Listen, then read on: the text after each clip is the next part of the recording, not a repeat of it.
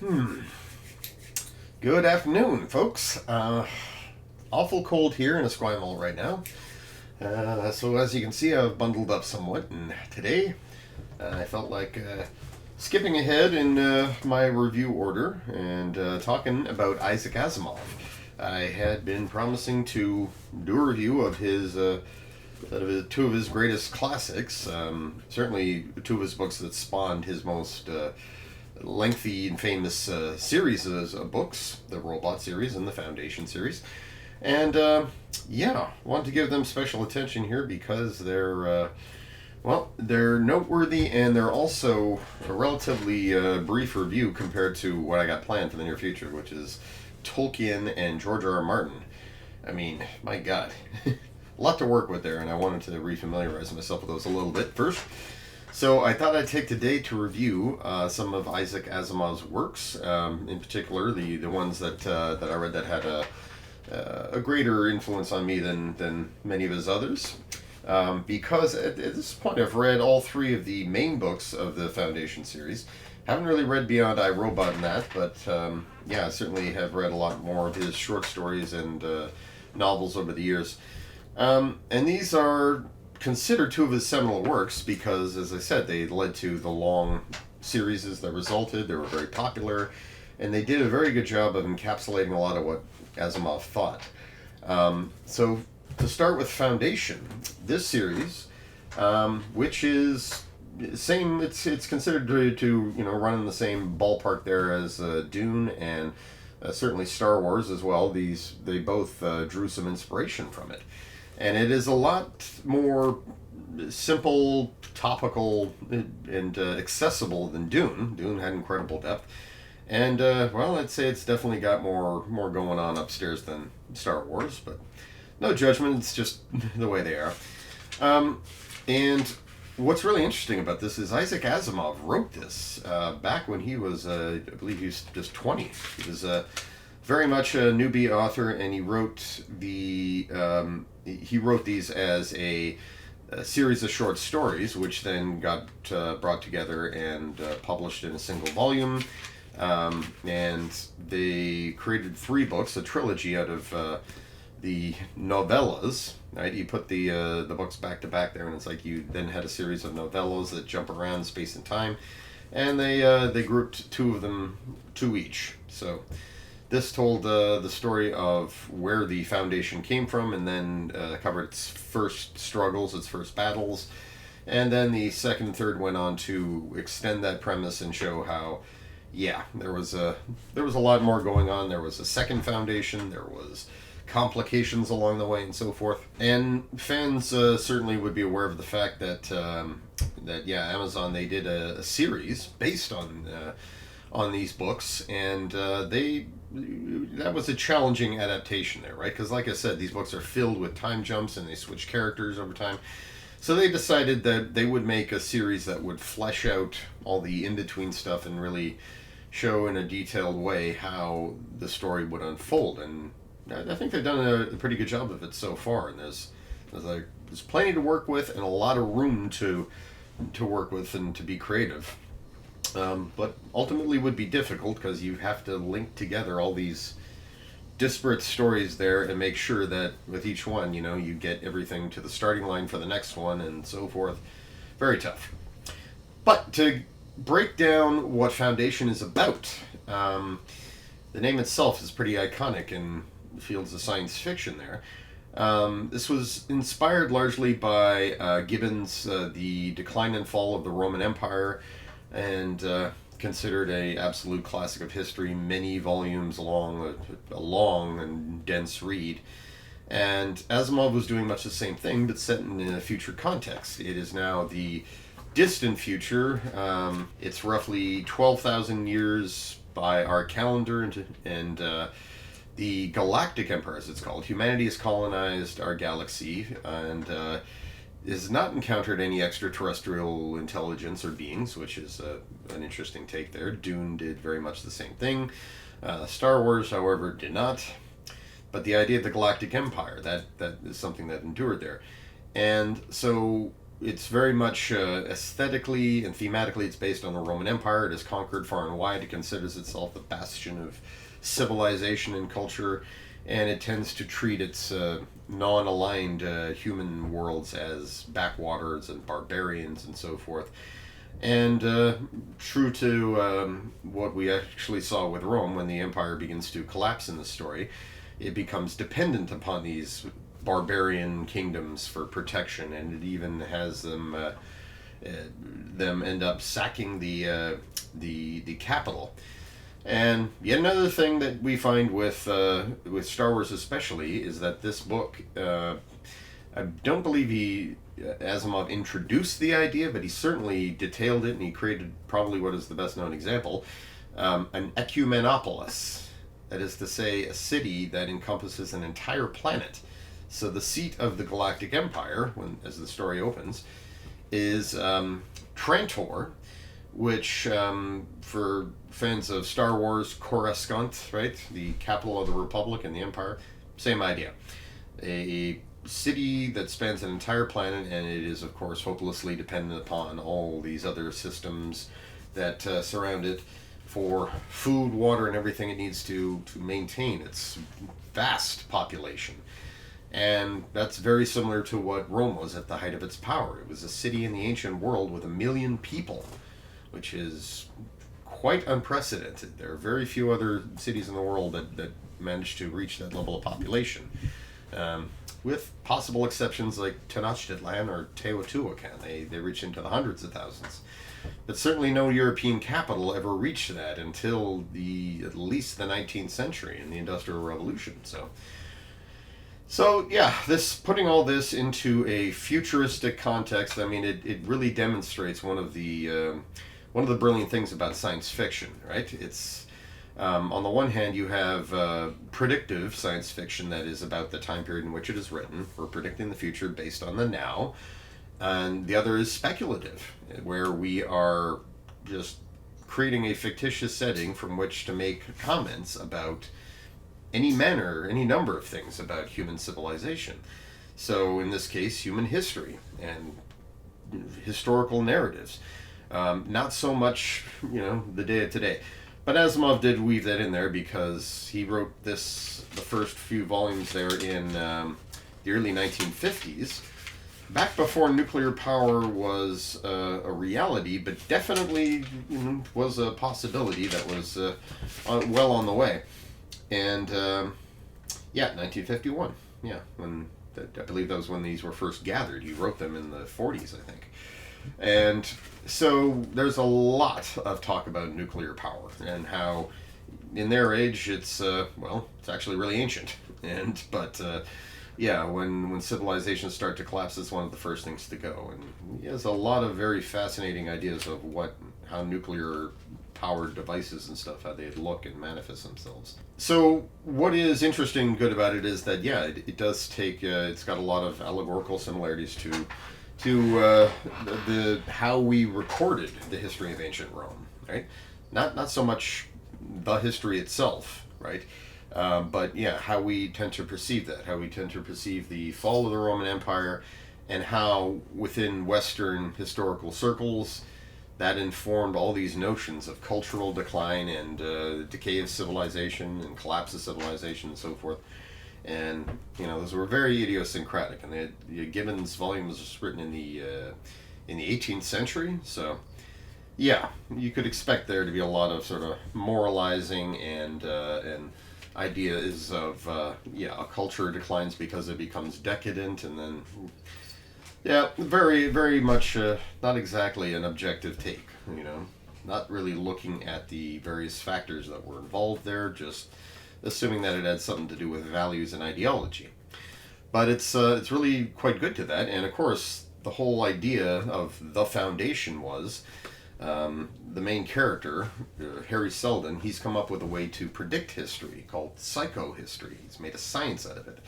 And he says, the empire's going to fall. He becomes a very unpopular person because of that statement, and basically the emperor sees him as a heretic, and they decide to exile them. And then the exiles learn that this was all on purpose, this was all predicted. Now that we're in exile out here in the Rim, we are going to be in an advantageous position to start affecting change when the Empire starts to recede. And I don't want to give any more away on how they go about doing this and figuring this out.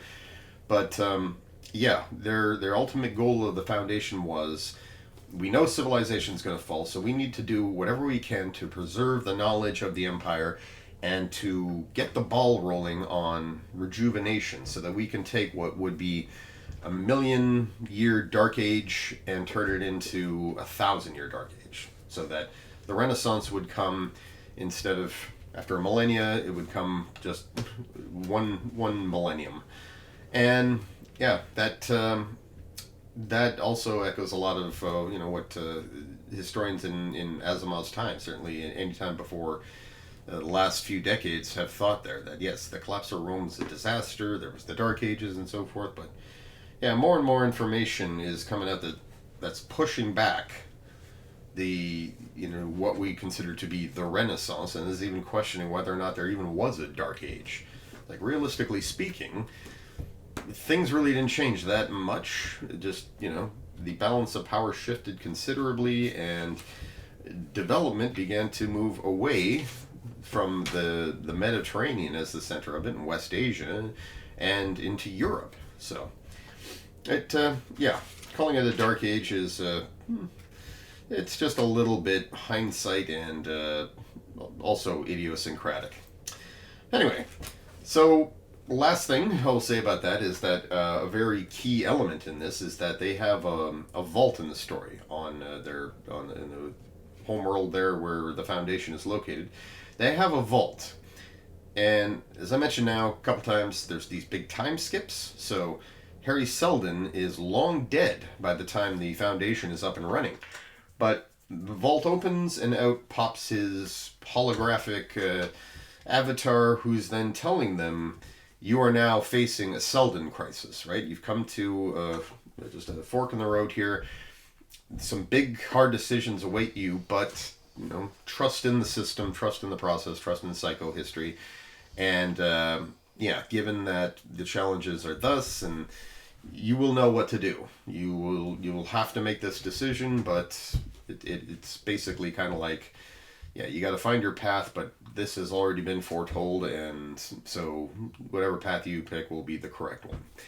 So, gets a little fatalistic that way at times, but it's neat. The vault opens, and Harry Seldon tells them, you're now at a crucial point in history, make your call, and things will work out. So, very interesting series, and like I said, it is a little topical, a little light, because again, he wrote it as several short stories. There wasn't really a lot of time for character development and such, and so it can feel a little contrived at times, but it's effective. It does the job very well of telling a story that does have a point and is speculative and exploratory. And it's no coincidence that he went on to write 2 more books to essentially tie things up, make it a trilogy. But his publisher got on him hard there in later years and said, you got to make more. So he sort of reluctantly went back to the series and wrote all kinds of spin-offs and related books, but the main trilogy, the main action story arc was done. And it would go on. A lot of its themes and stuff would go on to inspire some really great and truly popular science fiction, like Dune and like Star Wars. So, all these things are still with us. Now, iRobot, on the other hand, this was very interesting. Partly because of the adaptation here. As you can see, this was the edition that was released around the time of the movie adaptation in 2004, I think, starring Will Smith. Get to that in a second. So this too is a series of short stories, and it's really quite interesting because you have in this the idea that human scientists in the not too distant future, from when Asimov wrote this, and he started this also early on. Let me just find the copyright. When was 1950, in fact. A year before Foundation was released. So here too, short stories put into a compendium, and due to the popularity of this novel, he then wrote several sequels exploring the whole robot universe and architecture and stuff, and he did attempt to connect the two. And there's a short story in here that attempts to show how, yeah, a lot of the developments that let humanity create a galactic empire in the future were happening around this time. And the robots themselves, they are based on the positronic brain. And Star Trek, of course, borrowed from this. And the idea being that a positronic brain, it's much like what we talk about today with quantum computing and quantum AIs. It's just a super sophisticated neural network, and it allows for robots of superior intelligence to be developed. So they have very much a human sense of things there. They are fully sentient, but when it comes to their raw computing and brain power, they are significantly more advanced than us. And he shows how, in order to ensure that these robots don't overthrow humanity or whatever, they are programmed with the 3 laws of robotics, which state that a robot cannot harm a human, no matter what. That law is inviolable. Rule number 2 says they must always obey a human, except where that violates rule number 1. And rule number 3, they must preserve their lives, except where that violates rule number 1. So basically, it all comes back to a robot cannot harm a human, not even in self-defense, not even if they're told to. And throughout the book, we then see a number of scenarios where the robots are in various situations. They're being put to work. A group of them find religion based on the machine they're maintaining. How these 3 laws can result in all kinds of problematic, paradox-like situations for some of them, and how they do gradually take over the world, but they do it in a benign way. Just gradually, they're given more and more responsibility. We're turning more and more power over to these thinking machines, and instead of them then violently overthrowing humanity or oppressing them, they end up simply taking all the responsibilities away and running things better than we could, and not a single human being is killed. There's no conspiracy here. It's just them doing what they were programmed to do. And that raises all kinds of questions, and Frank Herbert here too, later on with his whole idea of the Butlerian Jihad, it's like, yeah, the robots were destroyed by people because people were really upset about the fact that all tasks, all things from labor and the satisfaction one derives from it, artistic creativity, intellectual creativity, the very act of thinking for oneself, all of that was surrendered to machines capable of doing it better than us, and that's what led to a revolt. It wasn't evil machines repressing humanity, despite what some other authors who have since picked up the Dune franchise seem to think. Yeah, it was more of a Luddite rebellion on a galactic scale. And there's no such rebellion takes place in this story. Humanity seems to be perfectly content with letting the robots run things.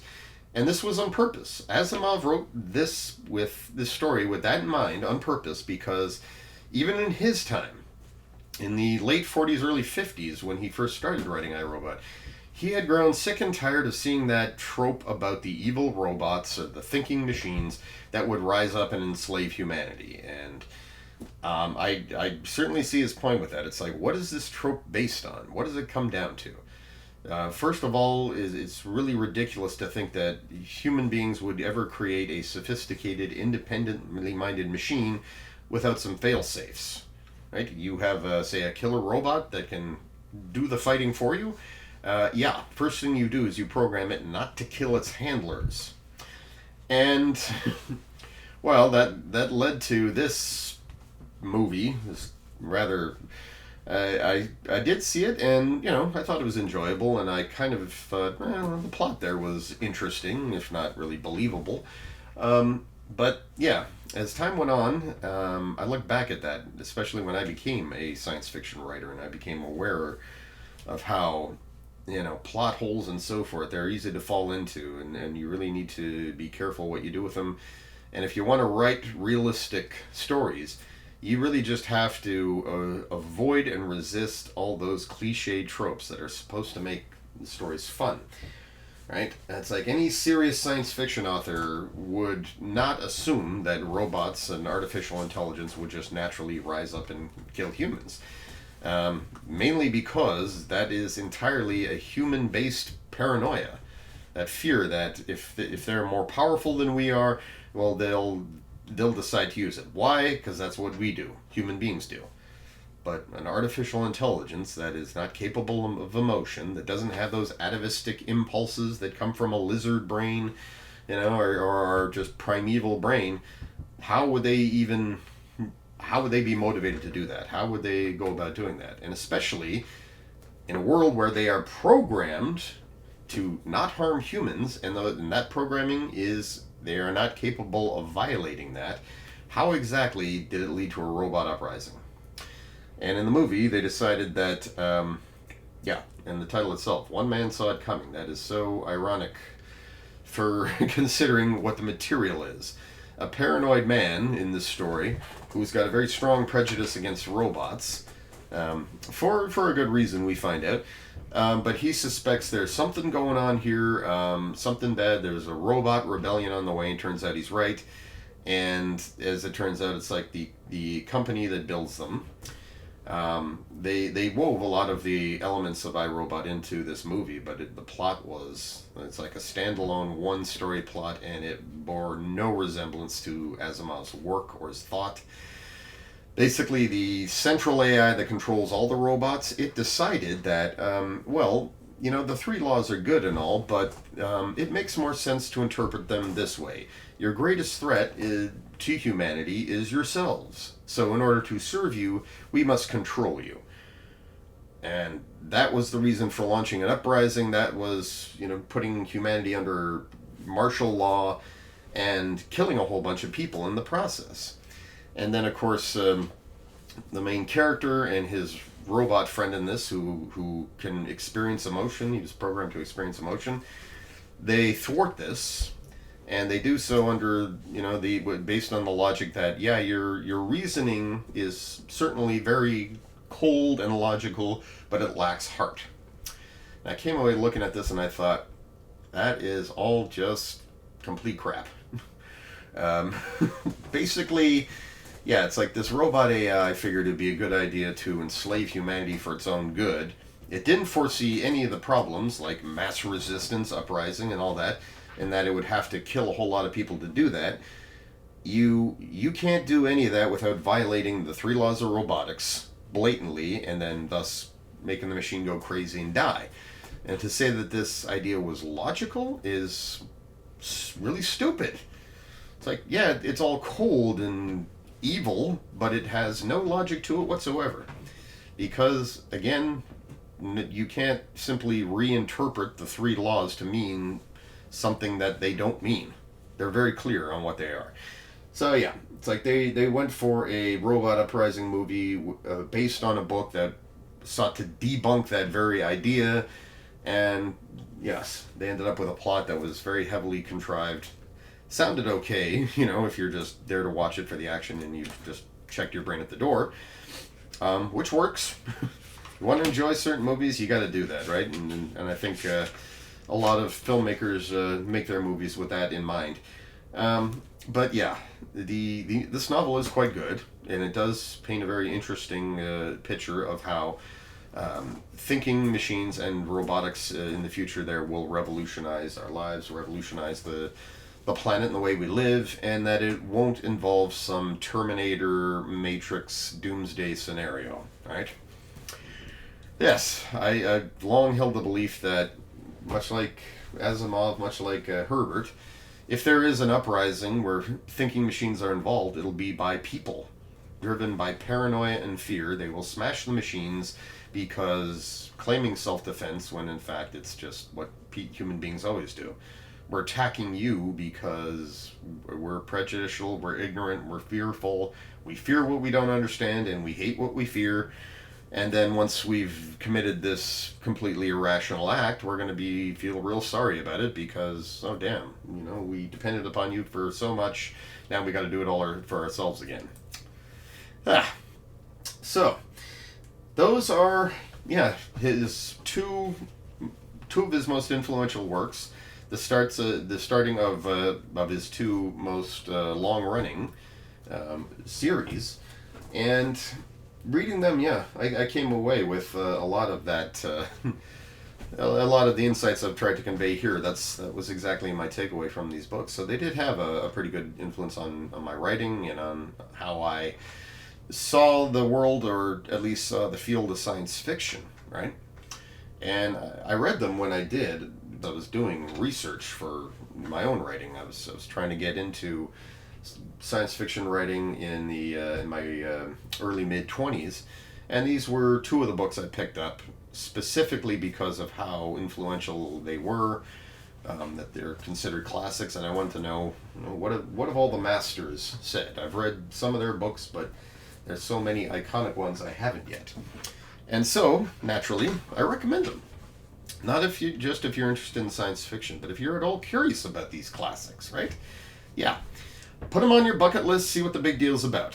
They're really quite good, and yeah, they're easy reads. Asimov was an early writer when he wrote them, so he had a certain uncomplicated, accessible way of writing and conveying things. The only downside is that I could see was, and Asimov admitted this so totally, he was openly upfront about it, he is not good at writing women. He wrote one pretty good female protagonist in I, Robot there, the doctor who was a robot psychologist, but the Foundation series is bereft of female leads. I think by the third book we get a young female heroine, but prior to that, no. They're absolutely just so few. But of course, Asimov recognized that about his writing. He's like, yeah, this is my weak spot here, my blind spot. I can't write female characters, but I'm working on it. So good for him. This has put me in mind, sort of going off the beaten path here, going off the script I had planned to do Lord of the Rings and George R. R. Martin next. It occurred to me that, there's several other books that I do want to get in there, and I've been planning on for a while. So I will be reviewing Lord of the Rings next. But in the coming weeks and months, I want to get into Kim Stanley Robinson. This is my copy of Red Mars. It's, as you can see, brutalized and abused. I've had it for many years. There's also Kim Stanley Robinson's Aurora and his 2312, which I need to go looking for. And Paul Anderson, Tau Zero, another classic. Red Mars and the series that it spawned, those are considered Kim Stanley Robinson's most influential works. It's Red Mars, Green Mars, Blue Mars, and it has to do with the settlement of Mars and long-term the terraforming. So given that terraforming is a subject very near and dear to my heart, had to read it. Meanwhile, Tau Zero is considered the classic take on interstellar space travel. It looks at the concept through a highly realistic lens. A lot of it, so it's released in 1970, and a lot of the theory behind it is still relatively sound. It's just that, scientists predicted that you could have a ship there, a ram scoop there, that could collect hydrogen from interstellar space, and use that to fuel a fusion drive, so you wouldn't have to bring any hydrogen fuel with you, and that this ship could accelerate indefinitely, thus becoming a very, very powerful tool for interstellar travel. There's doubts that would actually work now. It's like the magnetic fields involved would have to be so huge because there's actually a lot less hydrogen in interstellar space than we originally thought. But I'll save that for the actual review itself. In any case, it is a classic book and very influential, and for science fiction fans, it's like one of those hidden gems. You may not have heard of it, but if you're serious about science fiction, you will not have not been able to hear about it. Not for long, anyway. So those are the books I want to cover. And I also want to get more into some other authors such as William Gibson and, in terms of nonfiction, my favorite journalist, Gwynne Dyer. I've read so many of his books, and Future Tense was the first one. And it is good. Whew. He has a very good way of summarizing and giving a sort of macro view to history and historical trends. Any case, that's all for now. Thanks for tuning in, and see you next time.